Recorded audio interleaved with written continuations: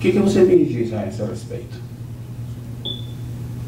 Minha filha, você está sofrendo com esse problema, mas para mim está sendo tão bom quando te vejo assim passando esse problema, tendo essa dificuldade, se lamentando com esse problema, com essa dor, com essa enfermidade, com esse grande conflito. E temos uma coisa aqui, que na oração de Paulo, temos aquele feedback, ou seja, Paulo falou e houve um retorno. Não é como a oração de muitos crentes, que ele fala tudo que quer falar e continua falando. E não se preocupa em receber a resposta de Deus. É só falar. Acha que o mais importante é aquilo que vai daqui para lá. Ou seja, acha que o mais importante, o mais valioso, o que tem mais significância é aquilo que sobe. O que desce não importa. Importa o que eu tenho que falar para Deus. E fala, chora, se lamenta, critica, comenta, e apresenta, e argumenta, e questiona, e pede, e clama. É o que muitos crentes fazem.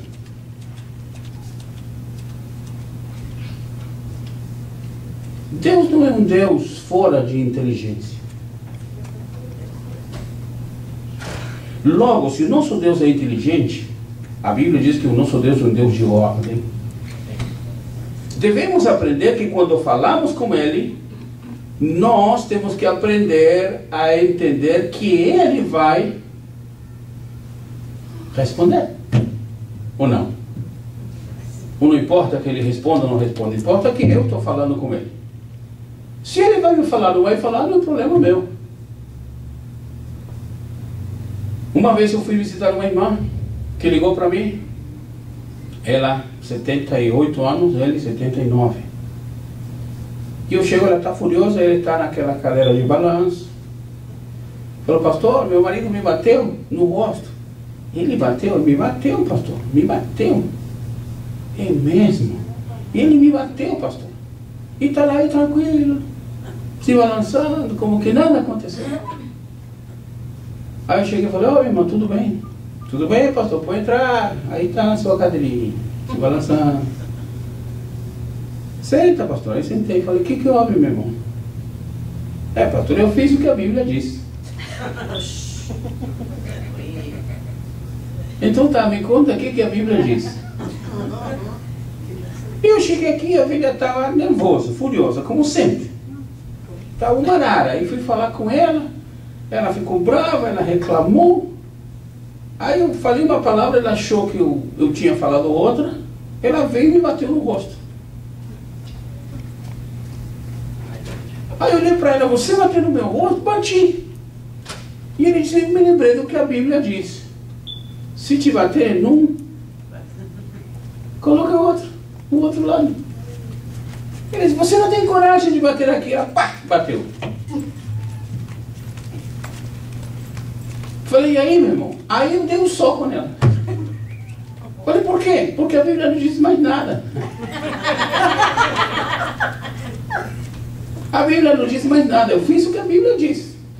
Bateu aqui e coloquei o outro lado. E ela bateu. Como a Bíblia não diz mais nada, eu dei um soco nela. Por isso que ela está nervosa. Mas eu estou tranquilo.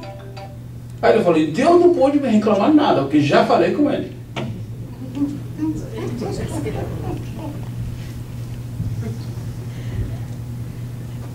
Às vezes o crente argumenta com Deus, comenta, fala, chora, abre seu coração e pede, reclama, achando que Deus vai entender a sua argumentação, Deus vai entender a sua reclamação, Deus vai entender o seu questionar e Deus vai conceder o que pediu. Mas nem sempre é assim. Paulo era um homem que obedecia ao Senhor, estava fazendo a obra de Deus, estava se posicionado diante de Deus, e Paulo tinha um espinho na carne. Paulo orou ao Senhor. E aí vem uma coisa que é interessante, que eu digo, a oração, quando você ora, você tem que aprender a esperar a resposta de Deus. Mas pastor, como é que Deus vai falar? através de pessoas, primeiramente através da Bíblia, em segundo lugar através do Espírito, em terceiro lugar depois usar pessoas, em quarto lugar depois usar circunstâncias. Deus vai falar para você. Nós temos que aprender a entender como é que Deus está falando comigo.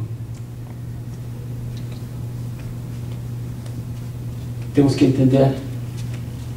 Foi o que Paulo diz, que devemos oferecer a Deus um sacrifício vivo, inteligente. Não é um sacrifício de tolo, é um sacrifício inteligente, sábio. Então Paulo ora ao Senhor: Senhor, eu tenho um espinho na carne, eu estou com um problema. E Deus respondeu para ele. Disse: Paulo, a minha graça te basta. Ou seja, Paulo queria que o problema se termine, pois essa era a oração dele, mas do céu veio a resposta. E eu digo que o mais importante não é o que sobe daqui para lá. O mais importante é o que desce de lá para cá. Amém? Amém. Do céu veio a resposta, diz: continua com esse problema. A minha graça te basta. Quando nós entendemos qual é o propósito de Deus e podemos entrar nesse propósito, então a glória de Deus vai se manifestar em nossas vidas. Deus vai se manifestar porque nós entendemos o propósito de Deus. Deus quer que ainda com o espinho na carne, Deus quer que ainda com o problema, com a necessidade, com a enfermidade, com a luta, com uma quantidade de outras coisas, Deus quer que nós aprendamos a glorificar o seu nome, mesmo tendo problemas. Porque esse é o propósito dele. Amém. E se nós entendemos isso, Deus vai manifestar sua glória em cada um de nós. Muitas vezes falamos, mas isso não é o mais importante. O que realmente é importante é aquilo que Deus responde para nós. Conta-se que um homem que morava na cidade de Nova York fez uma viagem para um país e conheceu numa tribo de índios, conheceu uma família, gostou muito dessa família, se identificou muito com o pai, o líder daquela família, o homem, e o índio nunca tinha viajado nem sequer 10 quilômetros distante da sua tribo. E este homem decidiu dar um presente para esse índio. Ele disse: eu vou levar você para conhecer a cidade onde eu moro, cidade de Nova York. Aí o índio pela primeira vez entrou no avião, pela primeira vez viajou. Quando chegou na cidade de Nova York, no centro de Nova York, ali já passando pelo Central Park, já estão chegando no Central Park, o índio disse para o homem: estou escutando um grilo. Aí o homem olhou para ele e disse: no meio da cidade, carro para cima e para baixo, o pessoal buzinando, muita gente caminhando, muita gente falando, e você está ouvindo um grilo? Aí o índio caminhou um pouco, chegou perto de uma árvore, retirou e mostrou: está vendo? O grilo está aqui. O homem disse: mas que interessante isso. Como é que você conseguiu ouvir um grilo no meio de tanto barulho? O índio disse: é muito fácil. Você tem algumas moedas? Aí chegou o homem da cidade, passou uma quantidade de moedas para o índio. O índio pegou as moedas, jogou para cima. Quando as moedas caíram no chão, começaram a fazer barulho, pessoas que iam caminhando, todo mundo olhou para ver as moedas. O índio disse: está vendo? Você ouve aquilo que você quer ouvir. Aquilo que você está preparado para ouvir, você ouve, mesmo que haja qualquer barulho. Acabamos de ter agora assim uma identificação. Na audição há uma audição que se chama audição seletiva. No meio de 50 crianças, a mãe ouve o choro do seu bipólio. No meio de 50. Para mim, 50 crianças chorando é a mesma coisa. Para a mãe, não é. Porque ela tem o ouvido preparado para ouvir o grito. Não é ele gritou assim, eu já sei, ele está passando, está sentindo muita dor. Para mim isso não significa nada, mas a mãe tem o ouvido preparado, se chama audição seletiva. Se nós estamos preparados para ouvir o que Deus quer falar, vamos ouvir mesmo que seja no meio de muito barulho. Amém? Amém? Se estamos preparados com a nossa audição para ouvir o que Deus quer falar, por isso que Jesus disse, aquele que tem ouvidos para ouvir, ouça. Será que Jesus estava falando para alguém que não tinha ouvido nem orelha? Será? O pior cego é aquele que não. O pior surdo é aquele que não quer ouvir.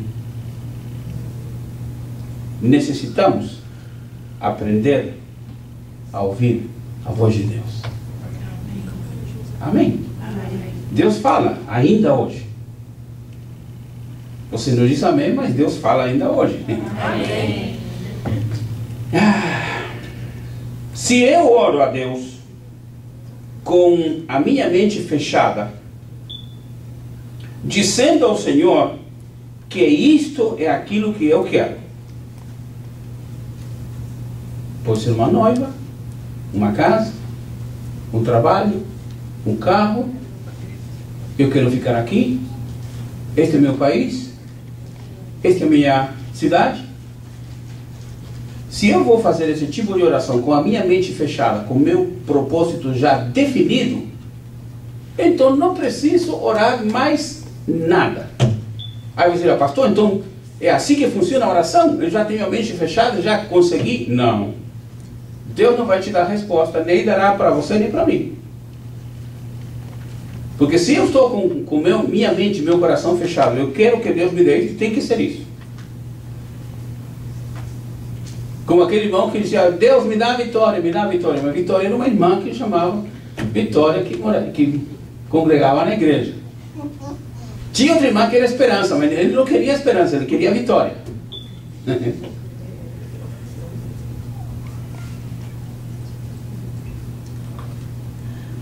Se a pessoa vai orar assim, desse jeito, com a mente fechada, com o projeto já definido, Deus não vai se meter nisso. Você quer isso, meu filho? Não está. Eu estava na quarta-feira na casa que nós fomos orar, eu estava para 2 ou 3 irmãs, 2 parece. A irmã... Aí eu estava contando que alguém de repente diz, não, eu vou casar assim porque Deus falou comigo, Deus me disse. E alguém ficou tão animada, tão feliz que Deus tinha dado um noivo que era realmente um projeto de Deus, uma coisa divina, uma coisa especial. Muita gente falou que não era isso. Até o pastor falou, mas a pessoa disse, não, pastor, mas que o senhor não está entendendo. Tudo bem. E que Deus tem um projeto nisso.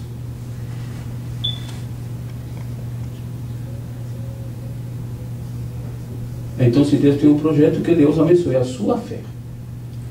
Eu não disse nada. Quando o castelo desabou, quando a casa foi levada pelo tsunami, pastor, o que deu errado? Eu disse, você quer que eu fale a verdade? Quero, tudo. Porque não ouviu. Teimosa. Não quero obedecer ao Senhor. Não quero ouvir o seu pastor. Mas se o senhor não me falou nada, falei. Você não quis ouvir? Eu não vou ficar gritando atrás da irmã. Quer experimentar? Que Deus te abençoe. Aí eu disse, valeu a pena? Não, não valeu, estou sofrendo. Então, essa também é uma das maneiras pelas quais se aprende a ouvir a voz de Deus.